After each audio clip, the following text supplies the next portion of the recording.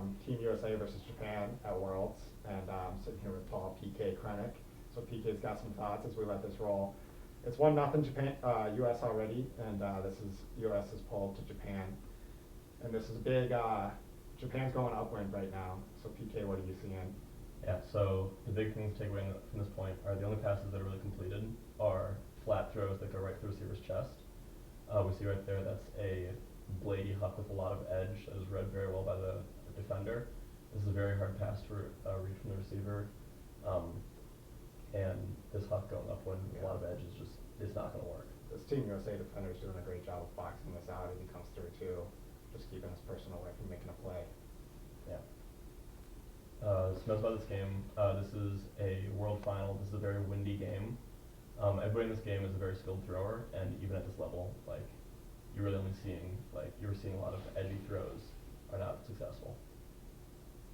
Whereas right here, you see on this counterattack from the U.S., really only flat passes to the middle of the receiver's chest are successful. See again here, flat pass to the receiver's chest.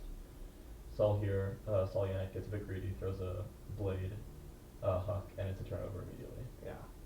I want to go back to a couple throws earlier. It was a really nice shinny move to get this one open. What do you see when you watch this through, PK? Yeah, so we see downfield, pause. Nate Goff, the thrower, sees that Durs is coming under, cutting him to that flat side, but it's a bit of a steep break side cut, but he has a lot of separation. So Nate Goff sets the throw up very, very early with a shimmy move. He knows exactly what throw he wants to throw. It's that shimmy right there, makes the defender go the other direction, and then has a wide open lane to throw that inside flick to. Alright, in this clip we see a US end zone offense. We're going to see, if we can pause right here, we're going to see a very similar setup to a lot of the Gradic end zone systems with stack in the middle of the field trying to isolate spaces at the front cones with one reset handler. We're also going to see a poachy end zone set that a lot of teams, especially in the Northeast, like Brown and UMass, tend to run. Vermont also likes to run this, where we're going to be seeing a lot of poaching off these inactive cutters. This is a really good defensive strategy, and it tends to clog a lot of lanes downfield for offenses. So we can play the clip here and sort of see what happens. So here, Austin Jin's GOAT, Michaeling, is going to throw some pump fakes, reset the disc. We're seeing these defenders really just clogging up a lot of these lanes, not really letting them score at the front cone until something finally opens up. We can look back and see how this opened up though. We're going to see this through ball to Anders Youngst, nice lefty, Harley's backhand. And what we're going to see here is number 2 for the US, Saul Yannick, is going to try and redeem himself from that horrible flick blade huck that he threw earlier. He's going to cut forward into the front cone. This is going to draw his defender, and then also what's really big here is that Anders Youngst throws his pump fake, which pulls the other defender into that front cone space. By doing this, he opens up a wide open throwing lane for Nate Goff to score a clap catch goal in the middle of the end zone. Something that I think a lot of people forget about when attacking the sort of like poachy end zone sets is that they forget that you can score in the middle of the end zone. A lot of teams are dumb and try and score where the poaches are. Don't be dumb. Score where the poaches aren't. Yeah. Alright, so in this clip we're going to be seeing 2 examples of flat catchable hucks that go to the middle of the end zone. On this first one, it's a backhand from Team Japan. You see it's flat. It is very catchable, like the receiver could have caught it had the defender not been there. And it's to the middle of the field. There's nobody there to like poach this huck or like get in the way of it. This one back here. Yes, this one back here. It's a 1v1 matchup. That's a very good idea as opposed to throwing to like a 1-on-2 or 1-on-3. The only thing is just that the defender gets a really good read on it and is able to get to it before the offensive player can make a play on it. Moving forward, we're going to see US gets the ball. They start moving the disc pretty quickly. They start moving up the field, gaining lots of yards. We're going to be seeing here a cut from the stack. with another flat catchable huck to the middle of the end zone. I would say the big difference between these two hucks is that this one you can see at the very beginning has a lot more separation right there. That is like a step and a half, 2 steps of separation. That really only grows as the receiver starts running. Whereas in that first huck, there's a lot less separation. The defender, John Randolph, gets a really good read on it and is able to make up that ground. That separation, comparing that to this separation over here. Yeah. Yeah. So it may not look like much, but with the throw placement plus knowing exactly where to put the throw to the receiver, as well as the fact that Rafi Hayes, number 17, the offensive receiver for the U.S., has like 5-6 inches on this Japanese defender. This is a very, very good matchup as opposed to a very fast defender in John Randolph. Here we have the Japanese offense attacking, going downfield.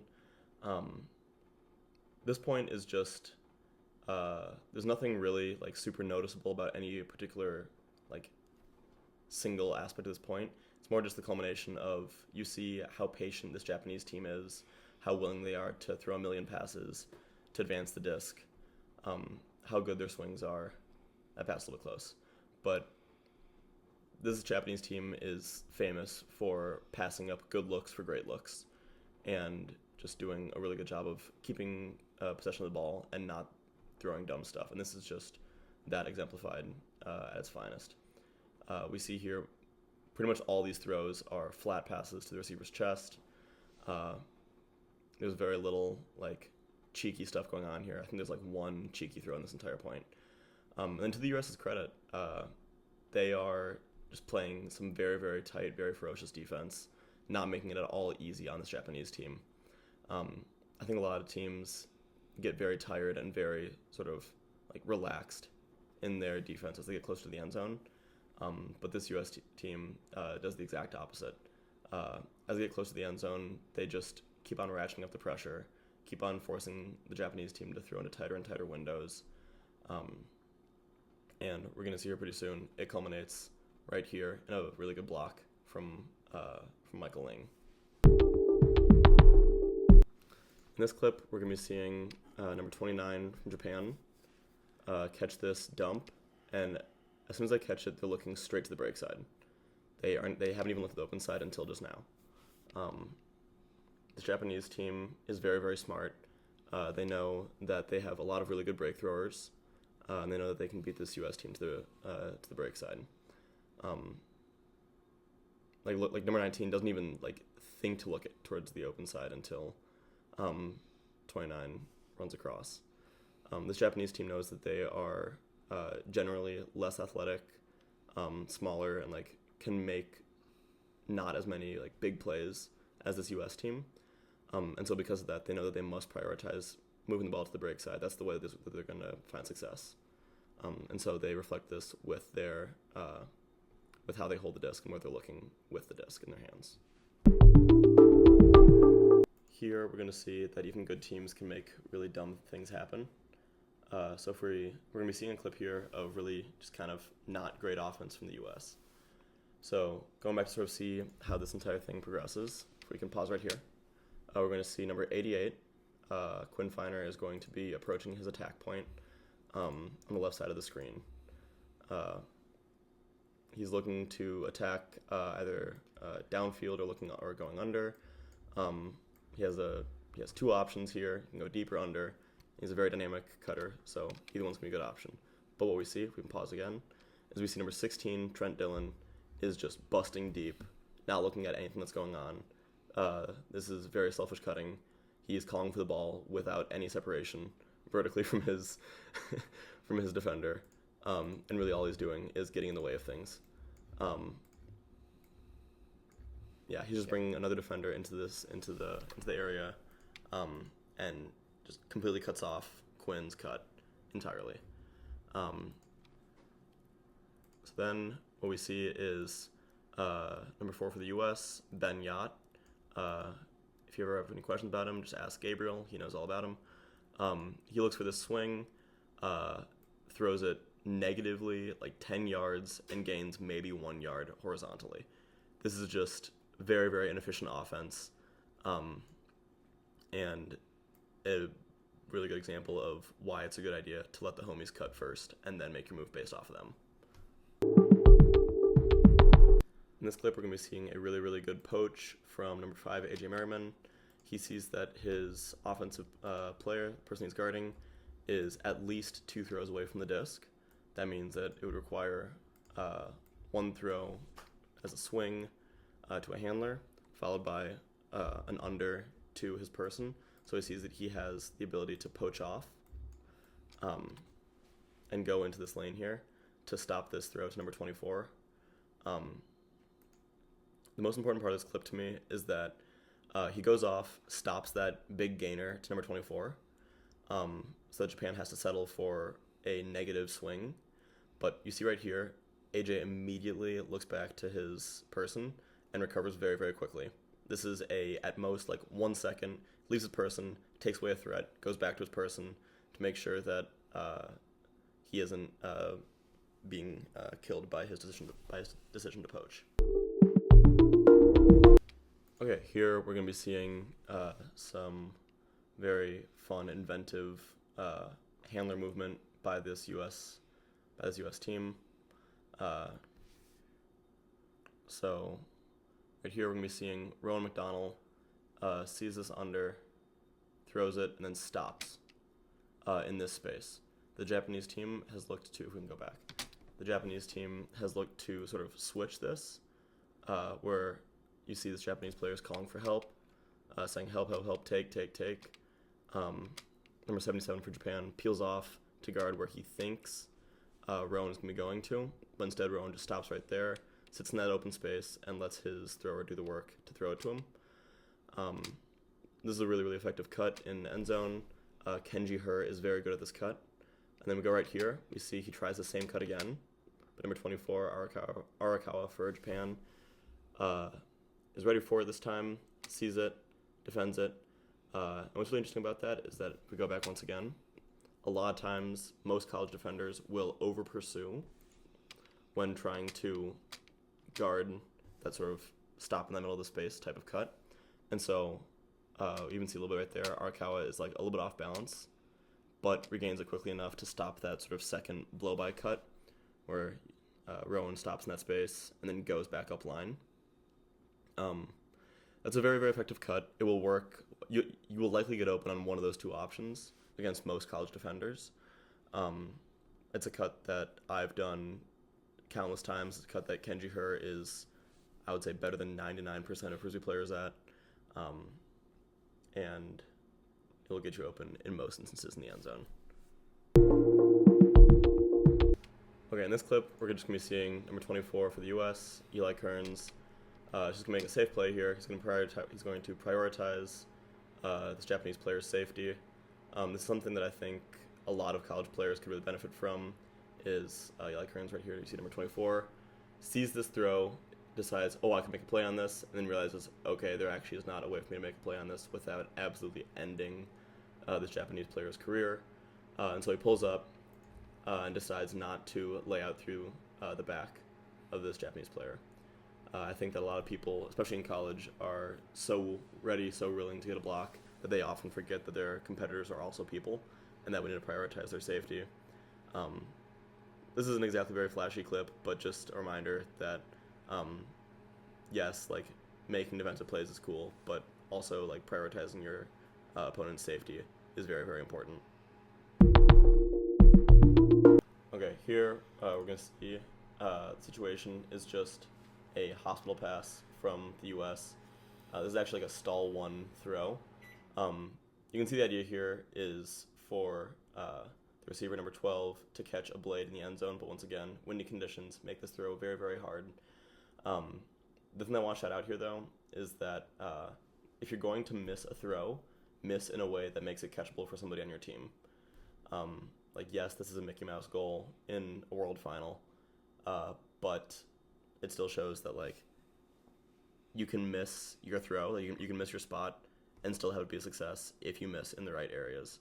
Like, for example, if you're throwing to Gibby, you should probably miss high, like, because he has a much better chance of catching that than if you throw it 30 yards too far.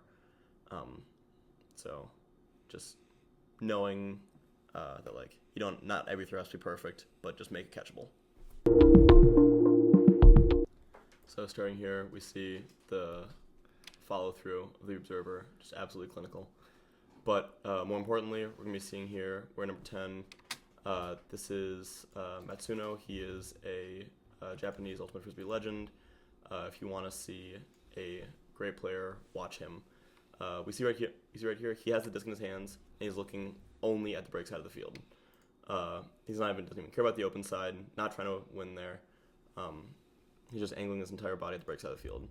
You see he passes it to one of his teammates. Teammate is once again immediately looking right at the break side of the field. They know that's where that's where they're going to beat this U.S. team. Once again, here, we pause it. He's looking directly at the break side of the field. All these Japanese throwers are just so good at breaking the mark, and it's just so second nature to them to catch disc, look at the break side of the field for a continue, and then look open side almost as like a second option. Obviously, not a great result. Misses a wide open throw, but looking at the big side of the field where there aren't many defenders is always a really good idea, because you can usually throw it out to space and let your teammate go get it. So this clip is the last point of the game. We start off with a good layout D from Jonathan Nethercutt. And the big thing to take away from this last clip is just flat throws to the middle of the chest are the way. That's just the way to win games in windy conditions. You see all these throws are flat into the middle of the receiver's chest, except for that one. Very few of these are like leading passes. A lot of them are just throw it right to the receiver where only they can get it. And this one, no nonsense, just throw it right to the receiver. And that is a world championship for the U.S. So you may be asking yourself, why should you watch film? I think that watching film is really, really important for multiple reasons. First, when you're watching something live, you can only watch it once, whereas when you're watching something in film, you can watch it multiple times. Additionally, you can slow something down to really try and understand why it's working. With each of these clips that I talked through today, I watched them probably 3 or 4 times each, just sort of get a feel of what each player was doing, why they were doing it, where they were going, and what the purpose behind sort of each movement was. And being able to do that is just so huge. You can learn so much by doing this, especially when you're watching like really, really great players. So next, you may be asking, why should you watch the World's Final? It's a Mickey Mouse World's Final. The U.S. won 15-4. It's probably a blowout. Why should I watch this anyway? You should watch it because watching the best players in the world do what they do best will make you better at Frisbee. Seeing different styles of Frisbee, like the American style versus the Japanese style, will make you better at Frisbee. Like understanding all these different sort of ways that you can play Frisbee, that you can move the ball, that you can attack the break side, that you can do all these different things, will make you better at Frisbee. I can just about guarantee that none of you have ever seen Nate Goff's shimmy into the inside flick before, and now you have, and now you can try doing that yourself. I myself watched Nate Goff's shimmy to the inside flick when I was learning how to do that move, and it helped me so much. I also watched John Randolph get open 1,000 times before I tried doing his stupid little jump cut myself in a game. Like, watching film and getting ideas from some of the world's best players makes you better at Frisbee, and that's why you should watch the World's Final.